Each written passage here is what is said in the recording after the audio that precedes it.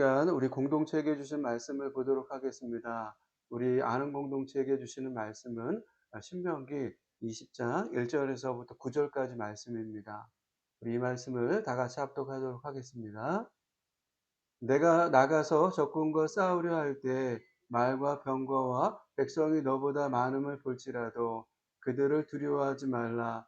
애굽 땅에서 너를 인도하여 내신 내 하나님 여호와께서 너와 함께 하시느니라. 너희가 싸울 곳에 가까이 가면 제사장은 백성에게 나아가서 고하여 그들에게 말하여 이르기를 이스라엘아 들으라. 너희가 오늘 너희의 대적과 싸우려고 나왔으니 마음에 겁내지 말며 두려워하지 말며 떨지 말며 그들로 말미암아 놀라지 말라. 너희 하나님 여호와는 너희와 함께 행하시며 너희를 위하여 너희 적군과 싸우시고 구원하실 것이라 할 것이며 책임자들은 백성에게 말하여 이르기를 새 집을 건축하고 낙성식을 행하지 못한 자가 있느냐. 그는 집으로 돌아갈지니 전사하면 타인이 낙성식을 행할까 하노라. 포도를 만들고 그 과실을 먹지 못한 자가 있느냐. 그는 집으로 돌아갈지니 전사하면 타인이 그 과실을 먹을까 하노라. 여자와 약혼하고 그와 결혼하지 못한 자가 있느냐. 그는 집으로 돌아갈지니 전사하면 타인이 그를 데려갈까 하노라 하고 책임자들은 또 백성에게 말하여 이르기를 두려워서 마음이 허약한 자가 있느냐. 그는 집으로 돌아갈지니 그의 형제들의 마음도 그의 마음과 같이 낙심될까 하노라 하고 백성에게 이르기를 마친 후에 군대의 지휘관들을 세워 무리를 거느리게 할지니라. 아멘. 마태복음 24장에 보면 예수님께서 감람산 위에 앉아 계실 때 제자들이 찾아와 세상 끝날에는 무슨 징조가 있는지 물었습니다. 이에 예수님은 4절 말씀에서 너희가 사람의 미혹을 받지 않도록 주의하라고 하셨습니다. 이 말씀 뒤에 더 자세하게 세상 끝날에 일어날 일들을 말씀하셨는데 많은 사람이 예수님의 이름으로 와서 자신이 그리스도라고 말하며 사람들을 미혹할 것이라고 하였습니다. 예수님은 세상 끝날에 이러한 자들의 미혹을 받지 않도록 주의해야 한다라고 하신 것입니다. 그러시면서 여기저기서 전쟁이 일어난 소식과 전쟁이 일어나리라는 소문을 들을 것이라고 하셨고 마지막으로 하셨던 말씀이 민족이 민족을 거슬러 일어나고 나라가 나라를 거슬러 일어날 것이며 곳곳에 기근과 지진이 있을 것이라고 하셨습니다. 이런 일이 일어난다라고 하는 것을 보게 되면 이때가 재난의 시작, 진통의 시작이라고 하셨습니다. 예수님의 말씀처럼 세상 끝날에는 민족이 민족을 거슬러 일어나고 나라가 나라를 거슬러 일어나는 것이라고 하셨는데 오늘 우리가 사는 세상이 이와 같습니다. 예수님의 말씀처럼 재난이 시작되었고 곳곳에 진통이 생기고 있습니다. 우크라이나와 러시아의 전쟁은 오랜 시간이 흘렀음에도 끝날 기미가 보이지 않고 이스라엘과 하마스와도 와의 전쟁도 마찬가지입니다. 전쟁으로 도시는 황폐해졌고 수많은 사람이 죽어야 했습니다. 이스라엘과 이란의 상황은 어떻습니까? 상황이 심상치 않아 보입니다. 서로가 미사일을 쏘며 공격하고 있는데 자칫 제5차 중동 전쟁이 발발할 수도 있는 상황으로 향하고 있습니다. 나비 효과라고 하죠. 나비 효과는 미국의 기상학자 로렌츠가 사용한 용어로 초기 조건의 사소한 변화가 전체에 막대한 영향을 미칠 수 있다라고 하는 복잡계의 특성을 이루는 말입니다. 이 효과처럼 먼 중동에서 일어난 일이지만 이 일은 전 세계에 막대한 영향을 미칠 수 있어서 중요한 이슈가 되고 있습니다. 만약 제5차 중동전쟁이 발발하면 전 세계의 기름값은 폭등할 것입니다. 원유를 수입하는 우리나라는 영향을 크게 받을 수 있습니다. 우리나라만 그렇습니까? 많은 나라가 원유 가격으로 큰 타격을 볼 것입니다. 이처럼 오늘 우리는 예수님이 말씀하셨던 세상 끝날에 살아가고 있습니다. 우리나라는 아직 눈에 보이는 전쟁을 치르고 있지는 않지만 북한이 취하고 있는 행동에 불안한 마음을 가지게 됩니다. 북한의 행동만 우리를 불안하게 합니까? 우리가 사는 세상을 전쟁과 같다라고 표현해도 이상하지 않을 만큼 우리는 모두 곳곳에서 치열한 전쟁을 치르고 있다라고 생각합니다. 모든 단어에 전쟁이라고 하는 단어를 붙여도 이상하지 않을 만큼 우리의 삶은 전쟁의 한복판에 있다라고 하는 것입니다. 그만큼 우리는 치열하게 이 땅에서 살아가고 있다라고 생각합니다. 성공이라고 하는 전쟁, 관계라는 전쟁, 돈이라는 전쟁, 명예라는 전쟁에서 살아가고 있습니다. 심지어 출산율의 감소로 출산 전쟁, 인구 고령화라는 고령화 전쟁 속에서 살아가고 있습니다. 이러한 전쟁과 같은 삶 속에서 우리는 어떠한 마음과 자세를 가져야 할까요? 저는 오늘 우리 공동체에게 주시는 신명기 20장의 말씀을 통해서 우리가 처한 상황 속에서 어떠한 마음과 자세를 가져야 하는지 살펴보도록 하겠습니다. 첫 번째는 우리는 어떠한 전쟁이든 두려움 없이 임해야 한다라고 하는 것입니다. 1절 말씀을 다시 한번 보도록 하겠습니다. 내가 나가서 적군과 싸우려 할 때 말과 병거와 백성이 너보다 많음을 볼지라도 그들을 두려워하지 말라. 애굽 땅에서 너를 인도하여 내신 내 하나님 여호와께서 너와 함께 하시느니라. 아멘. 오늘 본문 1절은 내가 나가서 싸우려 할 때로 시작하고 있습니다. 여기서 내가는 지금 설교를 듣고 있는 출애굽 2세대를 말합니다.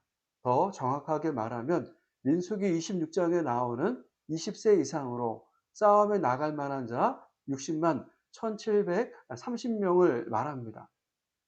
이들은 크게 세 번의 전쟁을 경험했는데 가장 첫 번째 전쟁은 출애굽기 17장에 나오는 아말렉과의 전쟁입니다. 이 전쟁에서 출애굽 2세대는 직접 또는 간접적으로 참여했다라고 생각을 합니다. 왜냐하면 아직 출애굽 2세대가 그들과 함께 하고 있었기 때문입니다.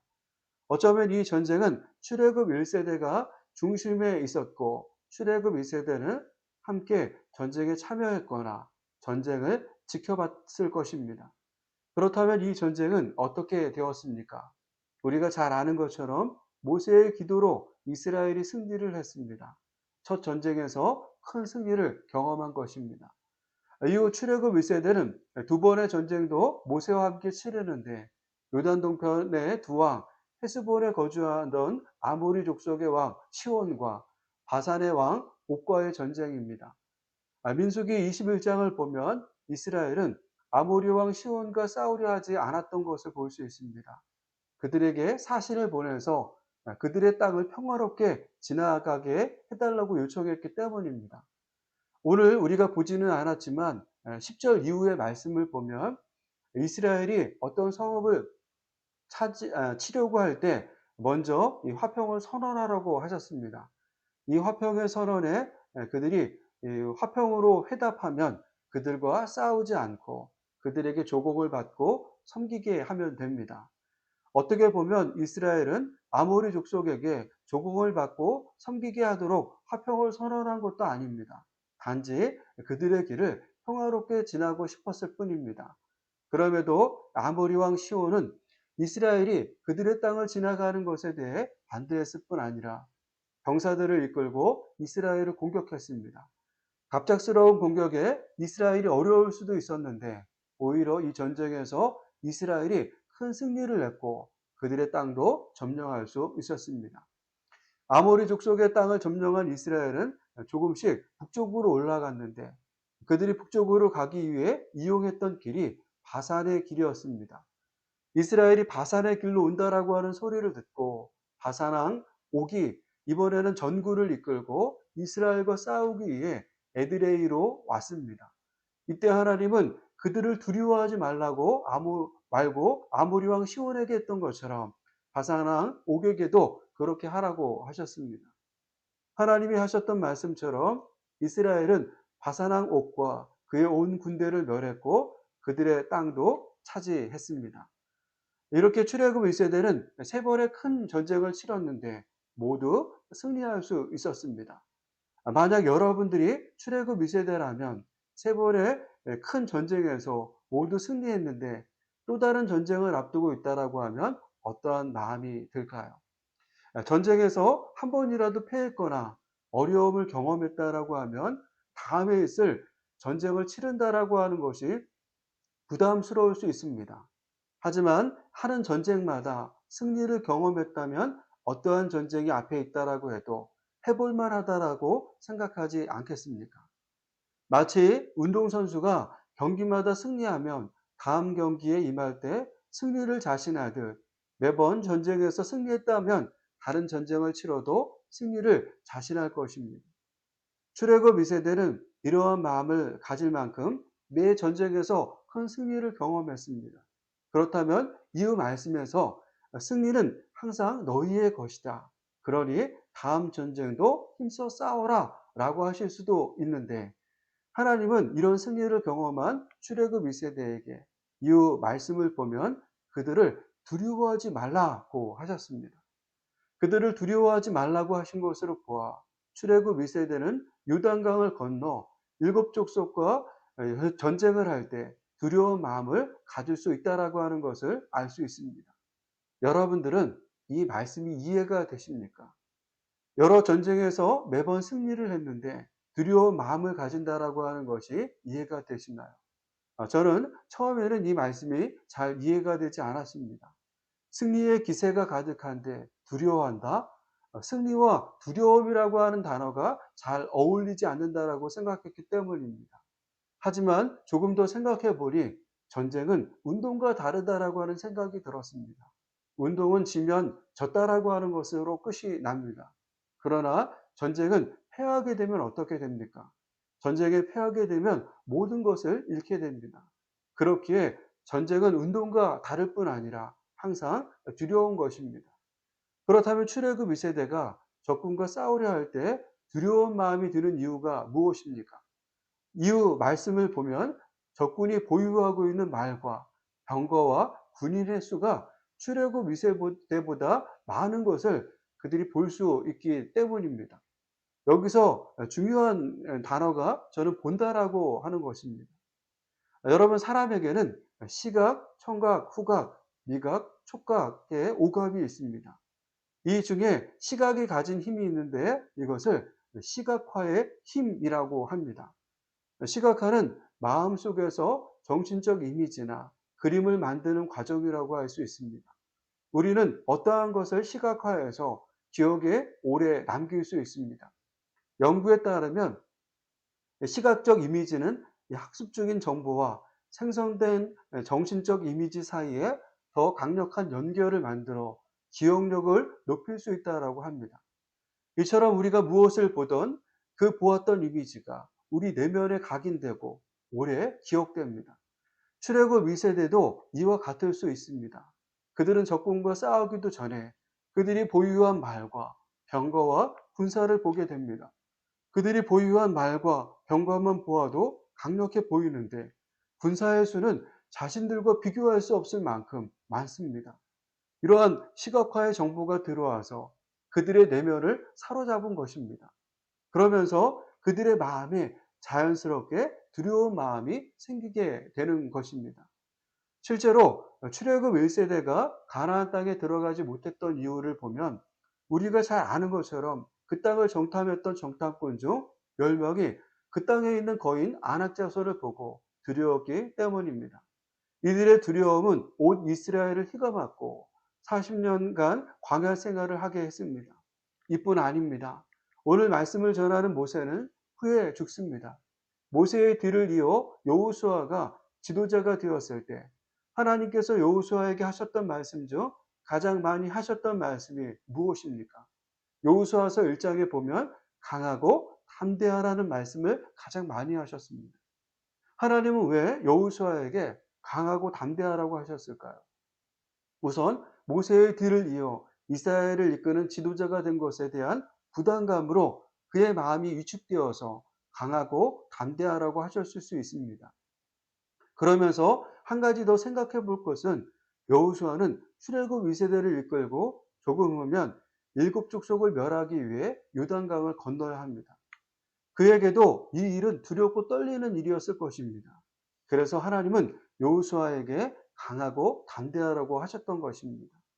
여호수아는 출애굽 1세대가 치른 세 번의 큰 전쟁에서 선봉했었던 사람이면서 큰 승리를 경험했던 사람입니다.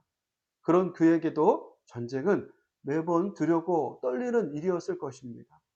이처럼 우리가 아무리 많은 전쟁에서 승리를 경험했다라고 해도 전쟁은 항상 우리를 두렵게 하고 떨리게 합니다. 이러한 두렵고 떨리게 하는 상황에서도 하나님은 항상 우리에게 두려워하지 말라고 하신 것입니다. 왜 하나님은 출애굽 2세대가 전쟁 앞에 두려워하지 말라고 하셨습니까? 애굽 땅에서 그들을 인도하여 내신 하나님께서 그들과 함께 하시기 때문입니다. 성경 검색에서 전쟁은 이라고 하는 단어를 검색해 보면 두 곳에 이 단어가 나오는 것을 알 수 있습니다. 사무엘상 17장 47절과 역대하 20장 15절 두 곳에 이 단어가 나옵니다. 이 두 말씀을 우리 한번 함께 보도록 하겠습니다. 또 여호와의 구원하심이 칼과 창에 있지 아니함을 이 무리에게 알게 하리라. 전쟁은 여호와께 속한 것인즉 그가 너희를 우리 손에 넘기시리라. 야시엘이 이르되 온 유다와 예루살렘 주민과 여호사밧 왕이여 들을지어다. 여호와께서 이같이 너희에게 말씀하시기를 너희는 이 큰 무리로 말미암아 두려워하거나 놀라지 말라. 이 전쟁은 너희에게 속한 것이 아니요 하나님께 속한 것이니라. 아멘. 사무엘상 17장 47절의 말씀은 우리가 잘 아는 다윗이 블레셋의 장소 골리앗 앞에서 한 말이고, 역대하 20장 15절의 말씀은 스가랴의 아들 레이 사람 야하시엘이 유다 왕 여호사밧과 온 유다 사람들 앞에서 한 말입니다. 다윗과 야하시엘은 큰 전쟁을 앞에 두고 어떻게 외쳤습니까? 그들은 모두 전쟁은 하나님께 속한 것이라고 외쳤습니다. 하나님은 오늘 출애굽 2세대에게도 이러한 고백을 원하셨던 것입니다. 전쟁은 하나님께 속한 것이기 때문에 하나님은 그들에게 전쟁을 두려워하지 말라고 하신 것입니다. 사랑하는 여러분, 우리는 모두 전쟁의 한복판에 서 있습니다. 우리가 싸우고 있는 전쟁은 모두 다르겠지만 어떠한 전쟁이든 모든 전쟁은 두렵고 떨리는 일입니다. 하나님이 이렇게 두렵고 떨고 있는 우리에게 두려워하지 말라고 하시는 것입니다. 우리가 치르고 있는 전쟁은 우리가 힘써 싸워야 할 전쟁이 아니기 때문입니다. 우리의 모든 전쟁은 하나님께 속한 것입니다. 그렇게 우리는 어떠한 전쟁이 우리 앞에 있을지라도 두려움 없이 임하면 됩니다. 피하지 마십시오. 부딪히십시오. 하나님은 우리와 함께 하십니다. 이 진리가 깨달아지는 아는 공동체가 되기를 축복합니다. 예, 우리 두 번째로 전쟁의 승리는 우리가 무엇을 듣고 어떻게 말하고 있는가에 달려있다라고 하는 것을 알아야 합니다. 하나님은 이스라엘이 싸울 곳에 이르면 제사장은 백성들에게 다음과 같이 외치라고 했습니다. 우리 본문 3절과 4절 말씀을 보도록 하겠습니다. 말하여 이르기를 이스라엘아 들으라 너희가 오늘 너희의 대적과 싸우려고 나와왔으니 마음에 겁내지 말며 두려워하지 말며 떨지 말며 그들로 말미암아 놀라지 말라. 너희 하나님 여호와는 너희와 함께 행하시며 너희를 위하여 너희 적군과 싸우시고 구원하실 것이라 할 것이며. 아멘. 제사장은 싸움에 나가는 병사들에게 겁내거나 두려워하지 말고 도망치거나 떨지 말라고 했습니다. 그러면서 했던 말이 하나님이 너희와 함께 행하시며 너희를 위하여 너희 적군과 싸우시고 구원하실 것이라고 했습니다. 여러분들은 여러분들에게 일어난 일들을 잊지 않고 잘 기억하시나요? 저는 잘 잊는 것 같습니다. 그래서인지 인간을 망각의 동물이라고 말하는 말이 가슴 깊이 다가옵니다. 저만 그렇습니까? 인간이 망각의 동물이어서일까요? 우리는 종종 하나님의 은혜도 하나님의 일하심도 잊을 때가 많습니다. 애굽에서 나온 이스라엘 백성이 그러했습니다. 그들이 홍해를 마른 땅으로 건넌 일은 하나님이 행하신 기적 때문이었습니다. 이 기적과 같은 은혜를 경험했다면 하나님의 일하심과 그 은혜를 잊지 않아야 할 것 같은데 그들은 며칠도 안 돼서 이 은혜를 잊어버리고 말았습니다. 그들이 광야길을 3일 동안 걸어갈 때 마실 물을 찾지 못하자 불평하고 원망했습니다. 그들이 불평하고 원망하는데 3일이라는 시간밖에 걸리지 않았습니다. 바보스럽지만 우리는 3일이면 하나님의 일하심을 잊을 수 있습니다. 출애굽 2세대도 이러할 수 있습니다. 여러 전쟁에서 승리하면 하나님의 일하심을 보고 경험했어도 어느 순간 하나님의 일하심을 잊을 수 있습니다. 이러할 때 제사장은 그들에게 외치고 있는 것입니다. 누구나 싸움에 나가기 전 두렵고 떨립니다. 이때 제사장이 외치는 외침, 이 하나님이 함께 하시고 우리를 대신해서 싸우신다라고 하는 외침은 마치 잠자던 세포가 깨어나듯 그들에게 잊혔던 하나님의 능력이 깨달아지면서 어떠한 것보다도 큰 힘이 되었을 것입니다. 말씀을 시작하면서 나누었던 이스라엘과 하마스 간의 전쟁이 시작된 지 얼마 되지 않았을 때입니다. 전쟁 초기여서인지 싸움에 나가는 이스라엘 병사들의 모습을 뉴스에서 방영해 주었던 적이 있습니다. 이때 제 눈에 들어온 장면이 있었는데 이스라엘의 종교 지도자가 전쟁에 참여하는 이스라엘 병사들을 향해서 기도해 주는 모습이었습니다. 마치 오늘 본문에 나오는 제사장이 출애굽 2세대에게 선포하는 종교 지도자들이 기도해 주는 것이었습니다.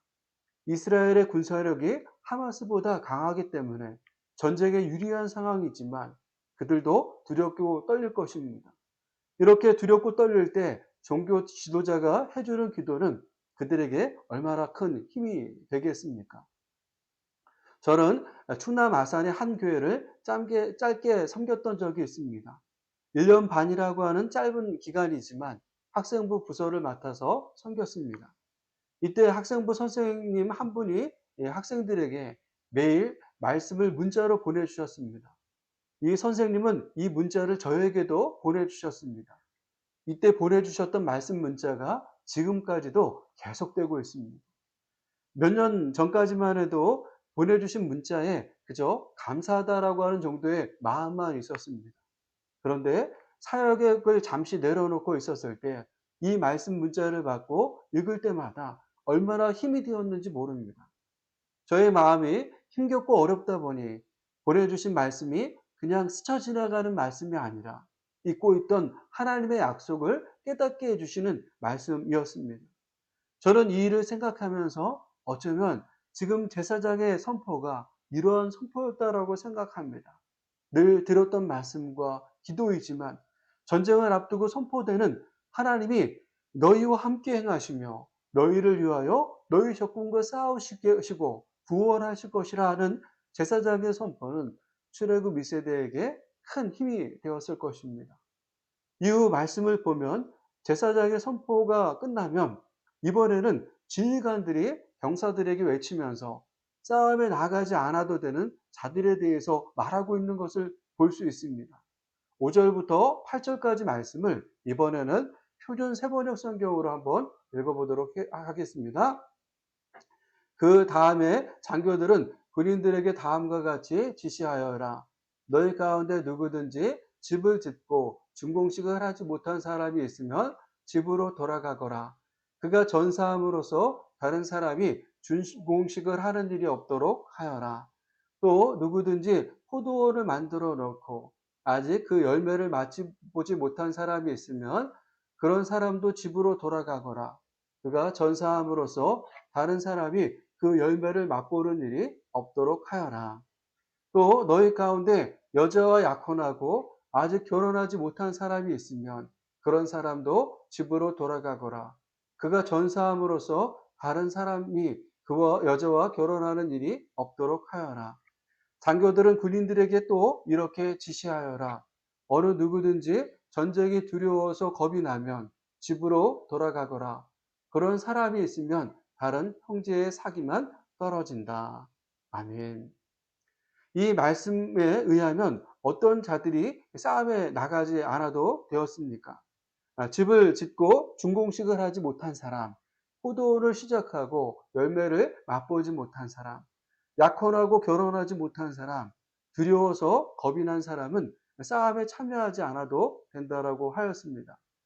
이 말씀 중 두려워서 겁이 난 사람이 전쟁에 참여하지 않고 집으로 돌아간다고 가도 된다라고 하신 이유가 무엇입니까?